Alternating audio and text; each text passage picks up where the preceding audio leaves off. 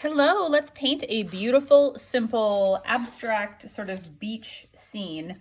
Some examples of some recent ones that I've done are this, and this one's a little less abstract. And then some of these on this very palette, like this one, and this one, and this is not a beach scene, but similar. So this technique is incredibly simple. Basically, it's just lines of watercolor that you let bleed into each other. It's delightful. I love the way they come out. So all you need is a piece of watercolor paper, and I am using mostly, probably entirely, my size 6 round Princeton Heritage brush. If you are using a bigger piece of paper and want to use a bigger brush, by all means. I am going to be taping the edges so that I can, so like for example, this one I didn't tape the edges, so I have a lot of these ridged lines, which is no big deal, but I'm happy to have the clean lines. So I'm gonna tape my piece of paper.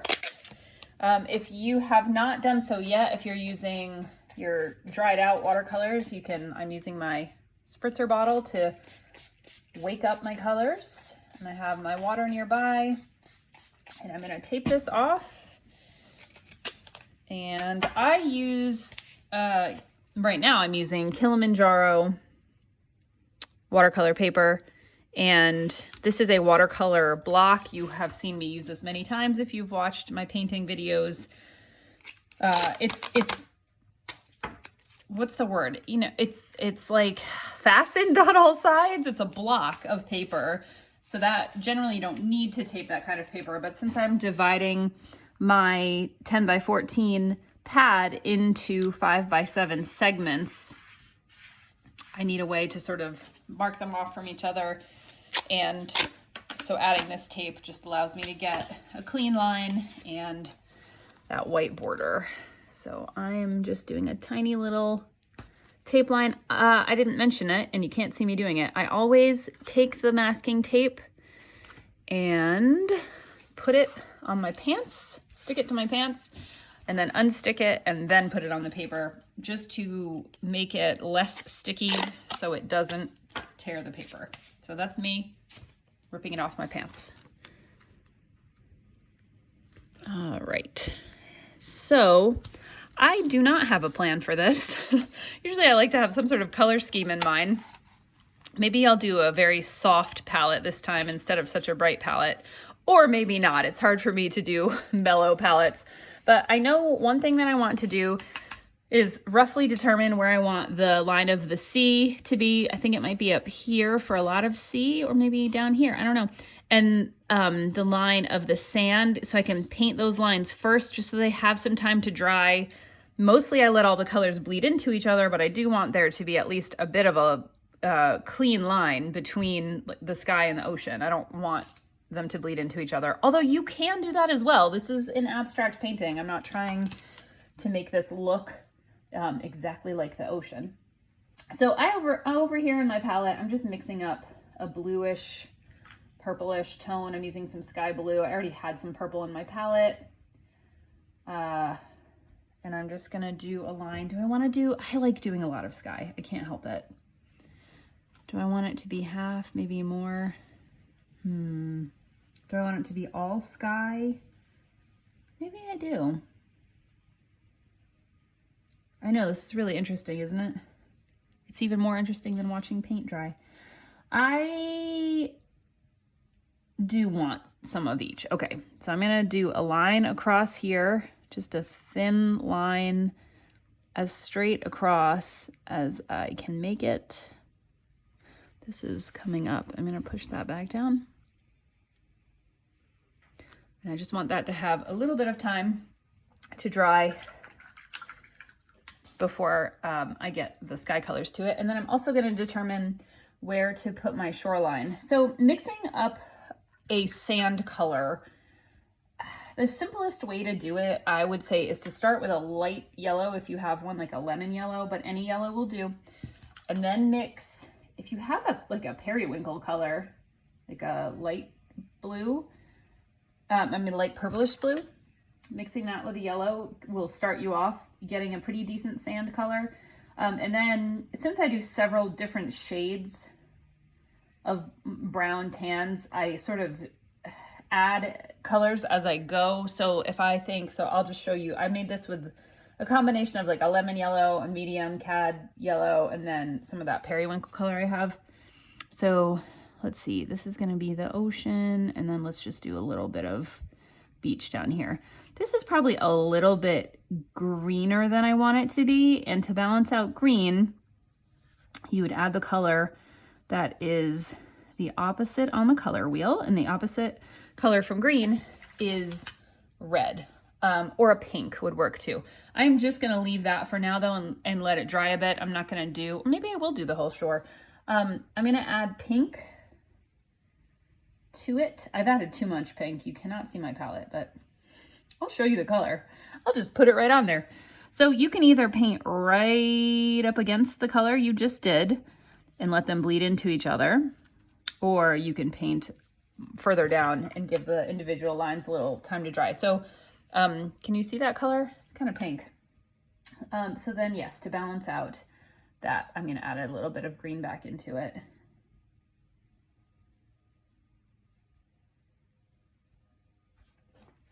Just a touch. And again, I've made that too green. But honestly, sand comes in all colors. I want that to be a little more yellow. I'm gonna add some yellow to it. And then I'm gonna knock the yellow back a bit by adding a tad more of the periwinkle to it. So that is the color that I have. I'm gonna add some straight up blue to it.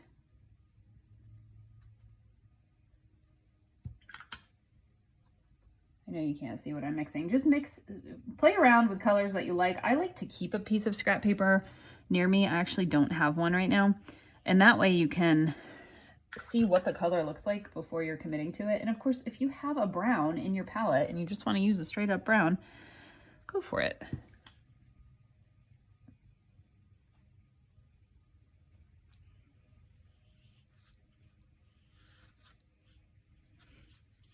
All right, I'm gonna let that dry and we'll probably add more lines of color to it. I don't love the way it looks, but I'm not gonna obsess about that right now. I'm gonna work on the sky. I will obsess about the sky. I'm thinking light pinks and periwinkle light blues. So I have this color that's called, I believe it's called Petal Pink. It's a very light pink. So I'm gonna just, why is this coming up? Why is this coming up, my friends? I'm gonna put just a whisper. This is not a whisper. This is more of a shout of pink. So the more water you have in your color, now I'm gonna grab some of that periwinkle. The more water you have in your color, the more the colors will bleed into each other, and the less water you have, the less they'll bleed into each other. So I did not have very much water in that pink. So these are not bleeding together. They are a little bit, but not that much, which just use that to inform the decisions you make. I really don't think they're actually bleeding enough. I'm probably going to go back and do something about that. Now I'm adding, it's a combo of like sky blue and purple. I think I'm going to add kind of an orangish color made with Petal Pink and like a medium yellow, and because I just think this is too boring. So I'm going to add that there. And if the colors are still wet, then you can blend them. But if you're looking for a natural kind of blend where the colors just do what they want, they probably need to be a little bit wetter. I'm going to add a stripe of periwinkle. One of the reasons I like these paintings is because they just sort of do what they want to do. And I think that's sort of a relief. I'm going to add more of that orange color that I mixed down here. And I'm going to try to just put it on and not mix it, blend it too much. Because if you blend it too much, it will start to get muddy, especially when colors are sort of opposites like that. And I don't want that.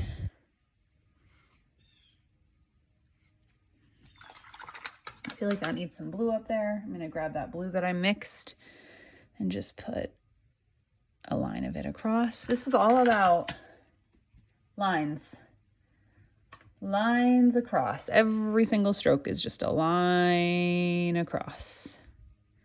And then letting it do what it's gonna do. That is getting too muddy for me, my friends. I'm adding a yellow line down here.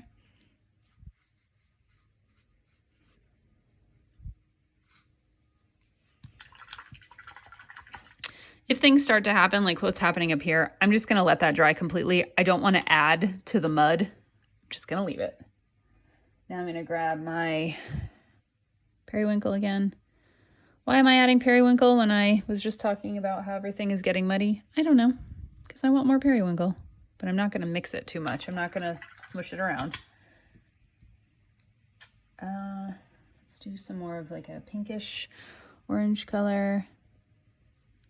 I'm afraid this is too stripy. I mean, I want it to be abstract and stripy, but... And I'm just gonna draw this all the way down and try to butt up against this line that's hopefully dry that we did before.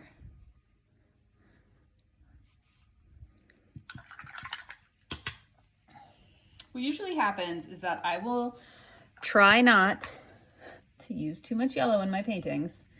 And then I'm like, there's not enough yellow. Sorry for yelling. So now I'm gonna go back and add yellow because there's just not enough yellow, in my opinion.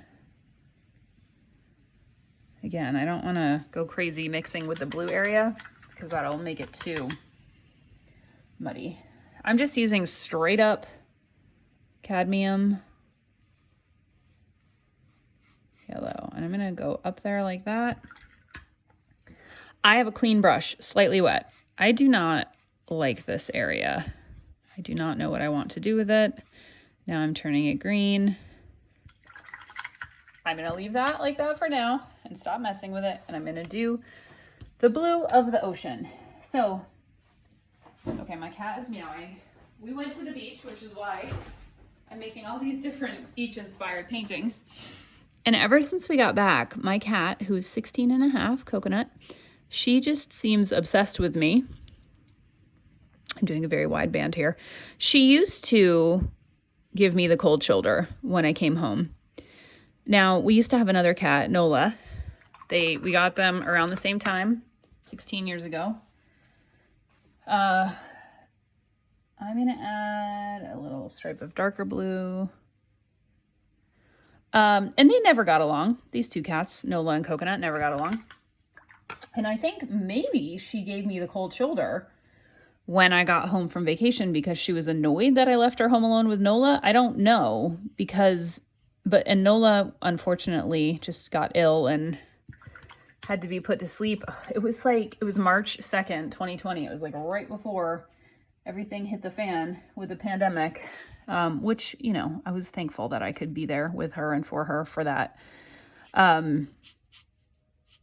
My Coconut did not even miss her for a second. Never was Coconut like, meow, where's Nola? She was always like, oh good, I have you to myself now. Maybe she poisoned Nola's cat food. But what was my point? My point was that now when I leave, so I don't know if it's because Coconut is older. I don't know if it's because she does not give me the cold shoulder when I come home from trips now.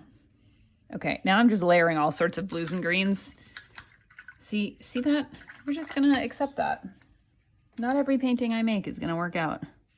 I like them to work out when I'm painting with you guys, but it doesn't always happen.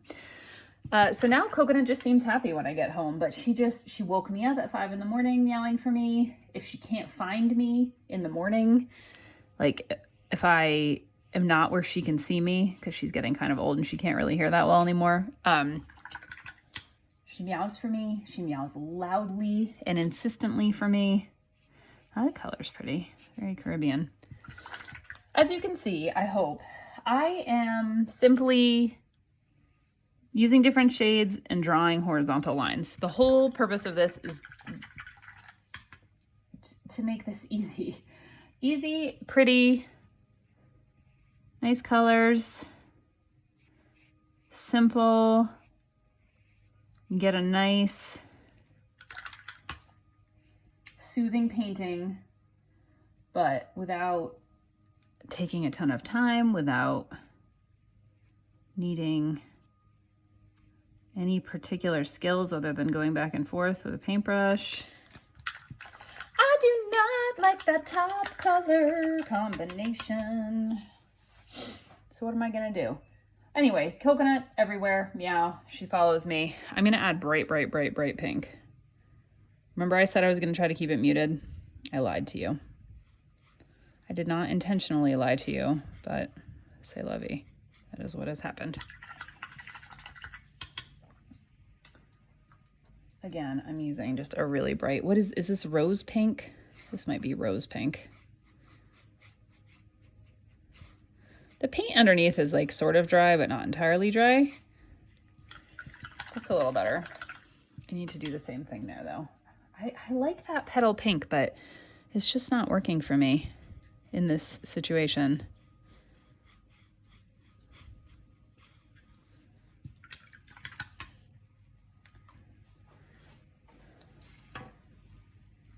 This is probably going to bleed into the blue. I'm probably going to regret this. What's that song? Regrets. I've had a few. Me too.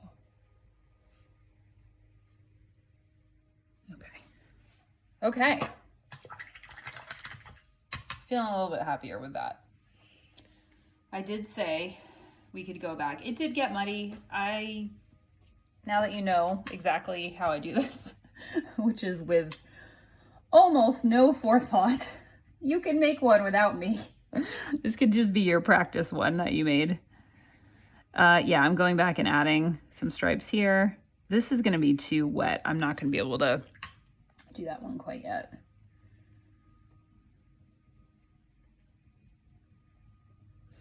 I don't want it to be too much yellow. I'm trying to mix up some more brownish tones here to do.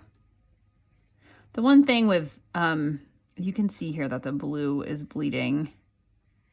I'm just going to let it happen. Perhaps the shore is bleeding upon the sand. There.